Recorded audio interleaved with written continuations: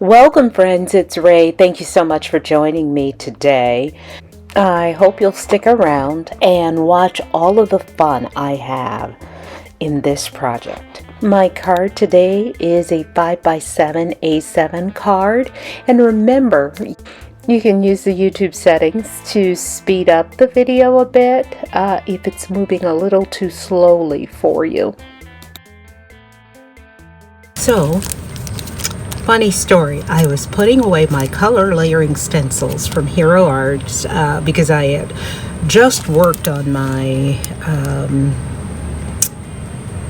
pink poinsettia, my last poinsettia project, and Jennifer McGuire came out with a video on stencil layering in the corners of your panel. So I thought, let me give that a try first.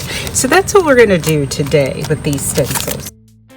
Okay, and the thing to note about the layering stencils, or at least these from Hero Arts, they're labeled. There are 4 of them. There's an A, and you probably can't see it on camera, but there's an A and it's labeled down at the bottom. So an A through D. Okay, and in my last video I used them in this order, but in this video I am going to turn each of them over. So A, turning it over, B,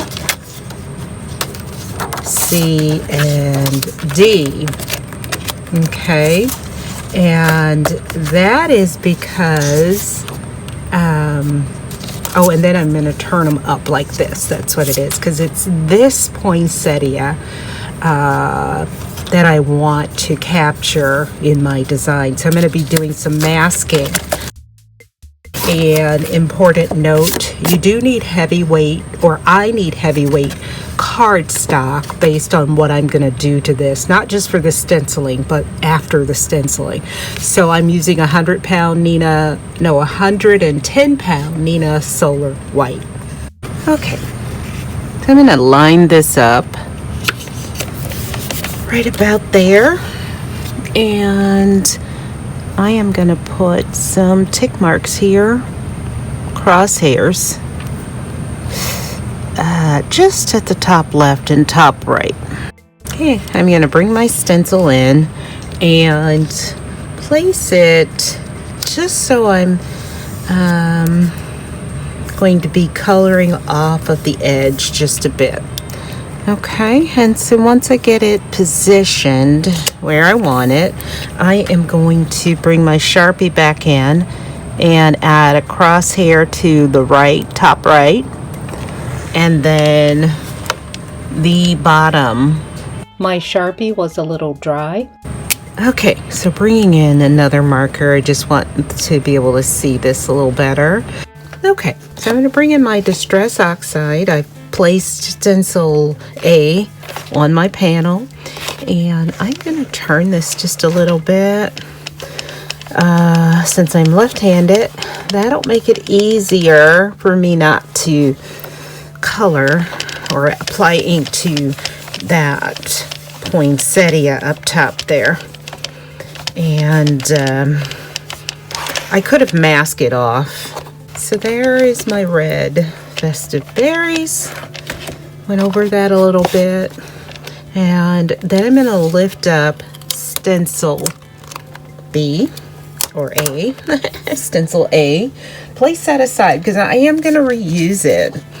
And then here is Stencil B. I'm going to line it up at my little crosshairs and then make sure I've got it positioned just so on my stencil. So I'm going to line it up with that as well. Okay, so this is just a guide, as is the one on the bottom, to help me line that up more easily. Now I'm going to come in with my lumberjack plaid and go ahead and apply that through all of my openings on this right and bottom. Okay, so that is just going to add some detail to my 2 poinsettias. Okay. Okay, remove that. Ooh, pretty.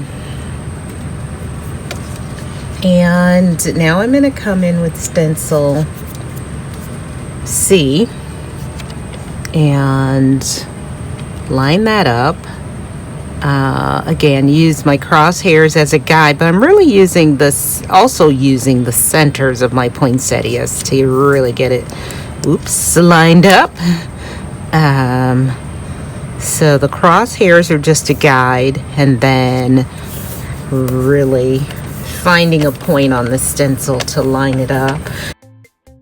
I will link to a video where I have used my Misty and lined up my stenciling in the corner.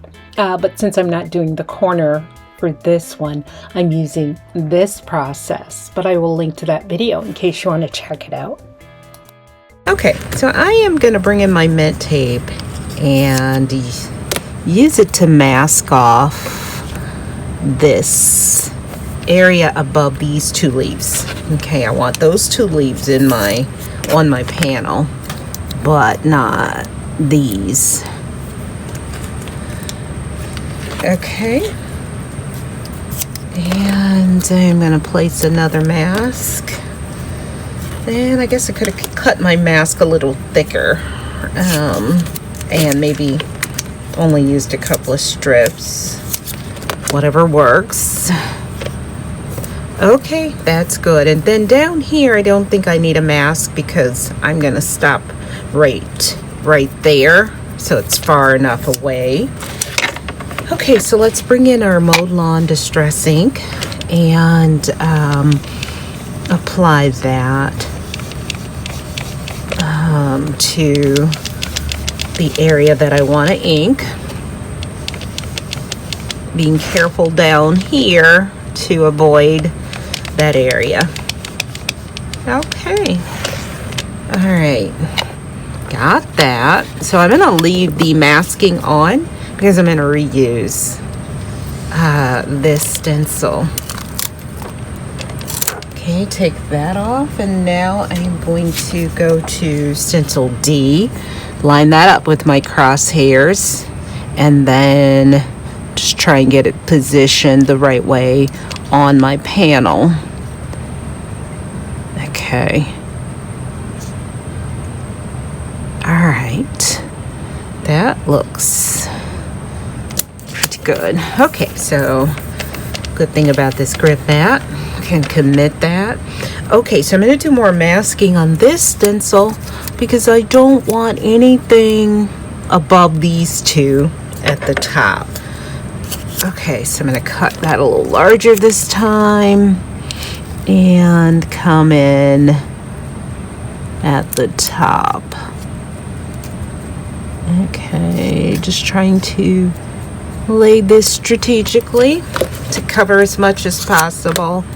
And same here. Get that. Okay, good.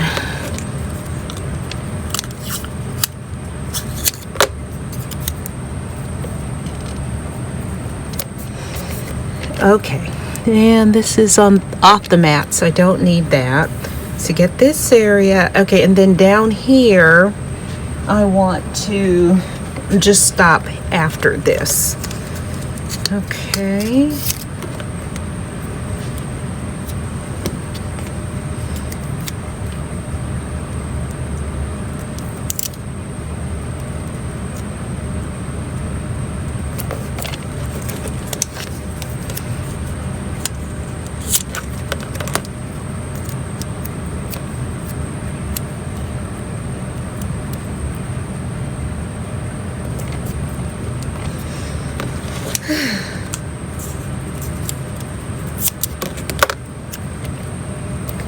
And then I'm going to get that little piece there. Don't have to, but why not? Okay. Alright, that's all the masking that I need to do. And so now I'm going to bring in my darker Rustic Wilderness.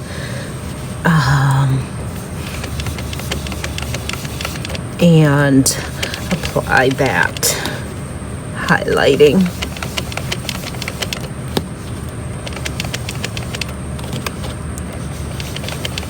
So I'm going to go over that twice just to make sure I got all of the grooves. Wonderful. And now I can lift that. Beautiful. Okay, so now I'm done with this side, but I now want to flip my panel. And just in case you notice, I had to redo the first part of the video up to this point, and it's because it was slightly out of frame at the bottom, and I wanted you to be able to see everything. Now I'm going to bring my stencils back in and stencil this corner. So I'm going to bring in stencil A. Line it up, and again the ink is still on it. Wipe my hands so I don't transfer, and then bring my festive berries back. I'm gonna wipe my brush off because I last used it on my lumberjack plaid, and it is, so it still has that darker color, and I don't want to transfer it to my festive berries. Okay, so now, if you just want it one corner, you just do one corner. I want to have two corners. And, oh, I didn't realize I was slightly out of frame there. Moved this up. And so this would be easy to mass produce if you needed a lot of cards. Okay, so let's lift this stencil. And then bring in layer B, line it up here, but also on, you get your, make sure it's lined up where you want it on your design. Commit it. Now we're going to move in with lumberjack plaid. Don't have to wipe my brush because it's darker, and I don't, unless the festive berries was, you know, a different family, a different, really different shade, then I might, because I'd worry about ink transfer. Okay, all right, yay. Didn't get that lined up quite as well as I did that, but that's okay.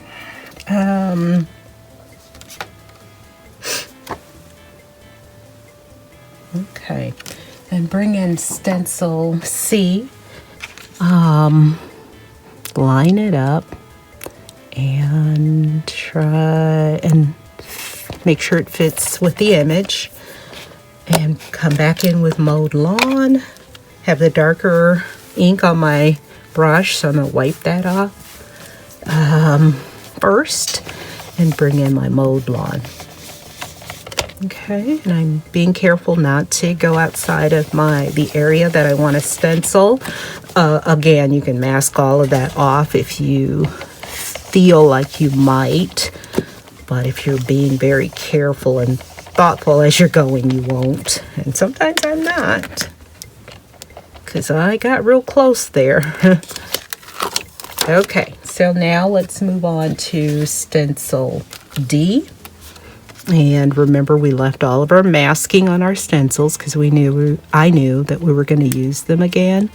Okay, so I'm going to line this up with my crosshairs, but then make sure I get it lined up with my image by just shifting it as I go. That looks pretty good. Okay, so now we're going to come in with our rustic wilderness and finish this off. Okay, hopefully I got it lined up pretty good. I lined it up very well on when I did the first inking over here. Okay, just making sure. Okay, so let's see how we did here. Not too bad. Like I said, I didn't get stencil B lined up really well. So I'm going to try to touch this up with a very thin brush, and we'll just have to see how that dries back.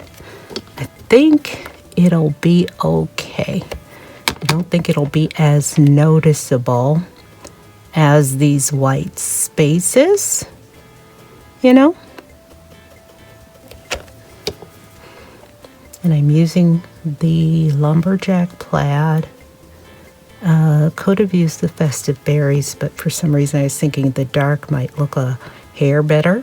You could also maybe try this with a paintbrush, especially if you don't have any of these. And a paintbrush probably would have done a little better now that I think about it, because I would have stayed more in the lines. Okay, so that's just a little touch up, and then we're done. I'm coming in with my Hero Arts Hero Glitter Paste. I'm going to bring Stencil A back and get that lined up just so, and move that down a little bit. I'm bringing in my glitter paste by Hero Arts and a palette knife, and we'll actually bring in a palette and place some of this on my palette because I'm using it with ink, and I'm not going to be able to put it back in because I wouldn't want to cross-contaminate. Okay, I'm bringing my glitter paste to the panel, and I'm just using my palette knife to apply that, and going over both of my poinsettias as well as the berries, and we'll actually go over it twice just to get make sure I get it as smooth as possible, and then come back with my palette knife and just use it to even out my application. So this glitter paste dries very quickly, so I'm going to go ahead and get this cleaned up. I'm going to clean it off of everything that I've placed it on, and then I'll be back. Okay, after my paste dried, I ran my panel through the Cuttlebug Swiss Dots folder, embossing folder. This is a 2D. And yes, it flattened out the gel, but I still have that shine and added texture. So I like that. Who knew that would, I was wondering how that would come out because I'd never done that before, but I like it. Okay, I'm going to trim this down just a hair just to get the gel, trim the gel off of the edges. And down here, there's a little dark mark from my marker. So I'm just going to give it just a hair.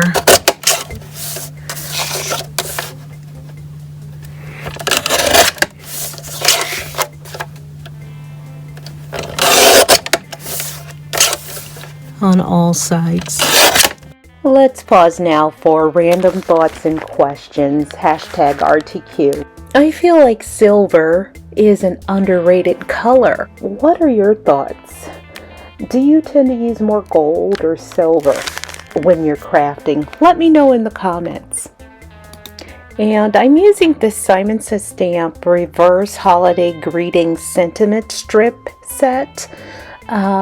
These are really pretty, but I'm going to be using the Season's Greetings.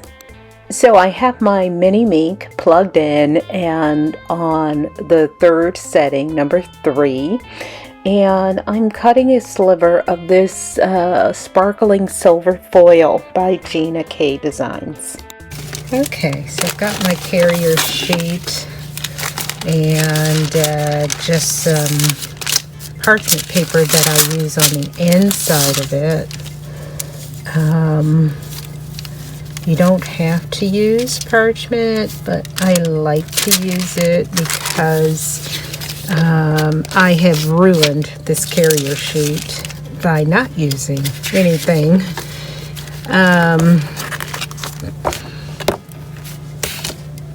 Okay, so let's turn this around, get it in screen view here, and I'm just going to run this through. And I hope this didn't shift any. I normally put it in the corner,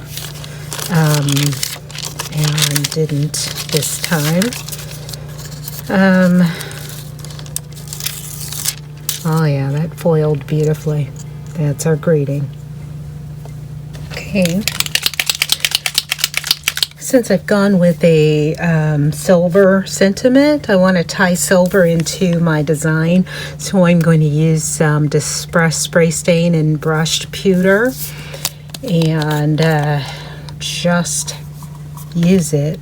I tapped off because I didn't want a big blob, and I still got a big blob. But I want to just use it to add just a little splatter onto my design.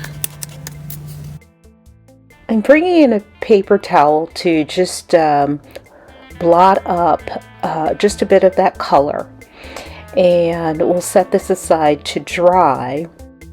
I've added foam to the back of my panel now that it's dry, and am partially releasing the release paper on my foam and adding liquid glue to the back, and this just gives me time to get this affixed to my mat and move it around and get it positioned just right before I commit it. And once I commit it, then I can remove the remaining release paper, and here I use my double-sided tweezers to get some paper that had not been released to get that off of the panel. Alright, and so now here I'm going to do the exact same thing with my double-sided tape. Add a little liquid glue to those exposed areas and across the back of my panel, and then go ahead and place this on my red mat. Now my silver mat measures 4 1/8 by 6 1/8, and my red mat measures 4 1/4 by 6 1/4. Off camera, I did cut my sentiment strip apart. So here I'm bringing in my MISTI and placing my card in the corner, and bringing in my T-ruler, placing my magnet over top that, and am going to use that to line up my sentiment strips, and placed my bottom sentiment on first, and then I will use the top or the bottom sentiment to line up the top sentiment. I did add foam to the back of my sentiment strips. Using the same techniques that I've shown you in this video, I am affixing my main panel to my card base. Here I'm bringing in my Nuvo crystal drops in liquid mercury and placing 3 of those dots over top my panel, and that's just going to bring out more of that silver look or silver finish. Look at all of the texture in this card panel. I love how it came out. For my second card, I am bringing in some toner sheets. I've got my toner panel cut, and I'm going to wipe it off with my microfiber cloth because it's lint free. Cut my toner sheet to 4 1/4 by 6 1/4.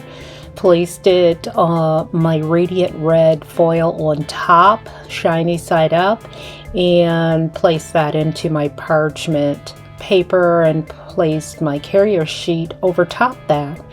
And then I'm running that through my mink. Okay, this came out beautiful. Out of the center, I'm going to cut 2 poinsettias and place just a sheet of copy paper over top to protect my foiling. I am putting my poinsettia layers together here, and this poinsettia is from the Christmas Rose collection, and I have die cut it out of the center of my Radiant Red toner, foil toner sheet, and then have used some Hero Arts Cranberry Red cardstock for the reds you see, and then the greens I'm using Hero Arts Palm cardstock, and I have used my pine needles distressing to tone that palm green down some and add some dimension or inking around the edges to give it dimension.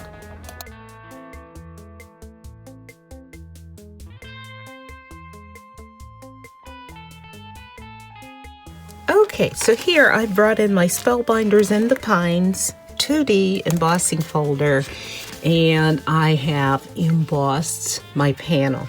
Look at that. Beautiful. Bringing in my Distress Spritz spray in fossilized amber to add some gold shimmer to this panel. And once this dries, I will go ahead and assemble my card off camera, but I will show you the final card in the photos at the end. Let's take a closer look at both cards that I made today.